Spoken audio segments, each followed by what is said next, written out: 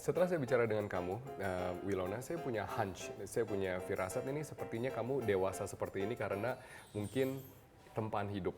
Tempaan hidup. Bener nggak? Waduh. Tempaan hidup. Kamu mungkin pernah mengalami masa yang cukup sulit dan mungkin tidak terbayangkan oleh orang yang tidak mengenal Natasha Wilona. Kalau Natasha Wilona pernah loh melalui proses yang sangat-sangat terjal jalannya. Proses yang sulit sih pasti pernah. Karena kan aku kan terjun di entertain itu dari nol. Orang suka salah mengartikan nyebut dari nol tuh kayak hal yang berbeda gitu. Kalau bagi aku dari nol tuh bener-bener dari nol, dari nggak punya apa-apa, dari memulai tanpa tahu arah harus seperti apa, kemana, ngapain, dan perjuangan yang emang luar biasa gitu. Jadi nggak punya apa-apa tuh seberapa sederhananya kehidupan dulu? Sesederhana apa ya? Aku pernah kayak misalnya dulu soalnya kayak misalnya aku nggak punya motor, casting naik angkutan umum. Terus misalnya nggak punya, udah mulai punya motor, akhirnya casting naik motor kemana-mana. Hujan, panas, mama yang nyetir. Aku pokoknya di depan gitu. Oh, kamu duduk di depan? Aku depan. Oh iya? Karena aku selalu tidur kalau naik motor. Jadi kalau di belakang takut jatuh, jadi aku duduknya di depan. Dari kecil kan, dari aku umur 8 tahun. Pasti pernah dong, berasa capek, berasa ngamut, berasa ngambek, pasti pernah. Kalau ngambek-ngambek yang kayak misalnya atau kayak apa ya mood kurang baik gitu-gitu ya pasti pernah lah. Apalagi namanya anak, kadang-kadang semua orang tua mungkin manja ya kayak gimana gitu. Tapi ya masih di batas wajar sih, bukan yang kayak akan merugikan banyak orang sekitar gitu. Atau jangan-jangan ini cara kamu untuk Apa tuh? mau melakukan hal yang mama kamu suruh ya dulu. Ingat nggak ini apa? Oh, ini apa? Oh, aku udah tahu. Apa? Pizza. Coba kita lihat. Pizza bukan? Nggak sih? Oh iya, pizza. Ini dengan cabenya di sini. Iya. Ini, kok kamu tahu ini pizza? Bisa aja saya taruh kue kan? Enggak mungkin, karena bentuknya. Iya, jadi dulu tuh pizza itu tuh kayak makanan yang paling mahal deh, paling mewah yang akan bisa kita dapetin mungkin setahun 2 kali. Setahun 2 kali? Ya, setahun 2 kali atau sekali juga maksimal lah gitu. Oh ya? Karena ya mungkin harganya mahal iya. atau karena nggak ada waktu kamu? Bukan nggak ada waktu atau kamu ya. nggak mau gemuk? Apa? Enggak, bukan karena emang mungkin keterbatasan ekonomi dan kita lebih milih untuk spend uang itu ke hal-hal lain misalnya. Dan ya pizza itu jadi kayak makanan yang mahal dan mewah gitu loh. Kamu sekarang memutuskan tidak untuk melanjutkan kuliah? Iya. Belum. Belum ya? Belum ya? Oh belum ya? Bukan tidak? Karena profesi, pekerjaan? Atau kamu tidak melihat pendidikan penting?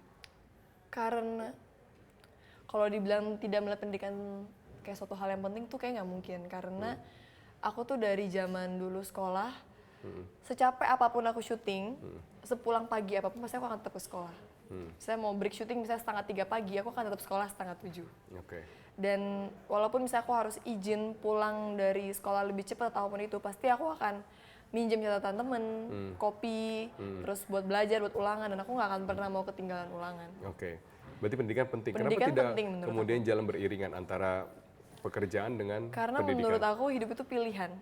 Dan di saat Tuhan kasih karir aku yang seperti ini dari berapa tahun yang lalu, untuk memaintain, untuk mempertahankan, dan untuk tetap seperti ini, itu kan bukan hal yang mudah, butuh kerja keras dan dedikasi. Kalau misalnya sekarang aku belum ambil, karena aku kayak ngerasa bukan karena gengsi, bukan karena tuntutan, tapi karena bagi aku sekarang belum aku butuhkan. Karena kita kan bisa belajar tuh dari mana aja. Dan satu hal yang dari dulu menurut aku nggak pernah berubah dari diri aku adalah saat aku nggak punya, sampai aku punya, ya diri aku kayak gini aja. Nggak akan yang kayak misalnya tiba-tiba dulu aku penampilan sederhana, tiba-tiba aku muncul satu tempat, penampilan aku wah banget, mewah banget, sampai kayak bling-bling banget gitu. Pasti nggak akan gitu. Terima kasih Wilona. Oke. Terima kasih atas waktunya di Perspektif. Ya, semoga kamu menjadi seorang figur ya yang kemudian tidak hanya diidolai tapi juga menginspirasi banyak anak-anak muda. Apalagi banyak anak-anak muda look up to you. Thank you so much for your time. Thank you. Suka sinetron? Sering, suka. Kenapa Bu suka nonton sinetron? Ya untuk ngisi waktu santai aja. Kalau zaman dulu lebih mendidik. Sekarang ada romantis-romantisnya. Kalau sinetron dulu itu kayaknya lebih mendidik ya. Kalau sinetron yang sekarang cenderung ke dunia cinta-cinta gitu. Indra L. Bukman. Indra L. Bukman ya. Mas Indra apa kabar? Kabar baik. Sekarang lagi sibuk sinetron stripping nggak? Karena beberapa tahun ini memang nggak terlalu fokus ke arah sana ya, ke dunia entertainment. Jadi sekarang ini lagi fokus ke dunia fashion hijab. Ini cukup menarik Mas Indra di perspektif saya. Anda meninggalkan sinetron stripping yang kemudian melambungkan sebenarnya nama Indra Bruggman di dunia pertelevisian, perfilman Indonesia ya, sinetron. Kenapa? Jenuh ya.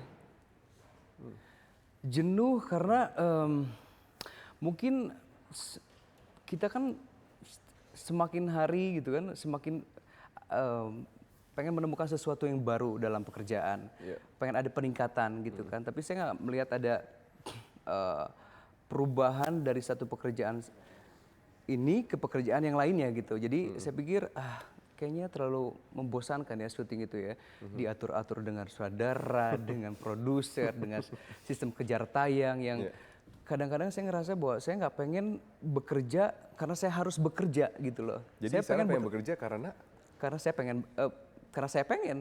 Berarti itu yang paling tidak mengenakan dari sebuah proses stripping, yaitu apa? Kontrol. Kita nggak punya kontrol. Kita merasa kayak sedikit diperbudak mungkin.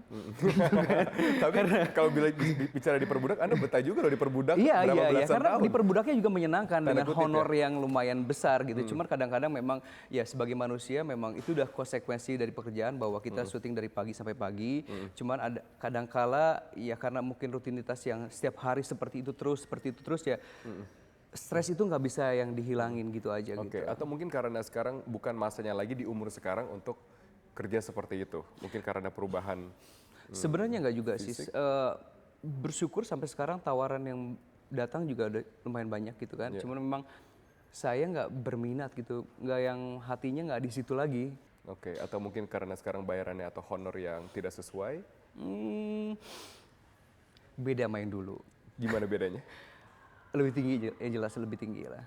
Lebih tinggi jika kita compare misalnya honor Mas Indra sekarang dengan dulu atau pemeran utama dulu dengan sekarang atau yang mana? Bagaimana cara komparasinya? Saya rasa kayaknya lebih besar nominal yang kita dapat pada saat dulu ketimbang yang sekarang. Karena saya nggak tahu ya alasan dari PH-nya bahwa nilai jual dari PH ke stasiun TV itu sekarang berkurang. Tapi saya nggak tahu apakah itu alasan atau tidak gitu. Tapi yang saya rasain dan saya juga tanya sama teman-teman memang ada sedikit penurunan harga. Oh ya? Karena kompetisi atau karena industri? Mungkin mau hemat aja mungkin produsernya. Malah saya dengar ada seorang ibu-ibu yang gemes mengajak nikah, betul? Lebih kepada meneror ya. Meneror. Tapi Nggak bisa. ada rencana untuk segera menikah mungkin?